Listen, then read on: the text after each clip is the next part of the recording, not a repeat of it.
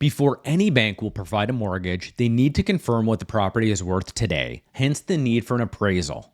This process normally costs $400 to $600 and is required for virtually every mortgage out there. Lenders choose the appraiser, and some just do a quick drive-by, while others need full access and inspection of the property. What happens if your appraisal comes in low?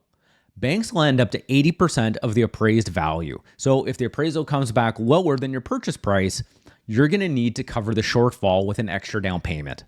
Here's an example. If your purchase price was $400,000, the maximum mortgage you'll be eligible for on a rental property is $320,000. If the appraised value was $380,000, then the maximum mortgage you can get is $304,000, leaving you a shortfall of $16,000. So instead of your original total down payment of $80,000, you're now going to need $96,000 to close. Plan ahead, have a financial buffer because you don't want any last minute surprises. If you bought a property from Truman Homes, appraisal requests can be sent directly to appraisals@trumanhomes.com at least 10 days before the appraisal is required.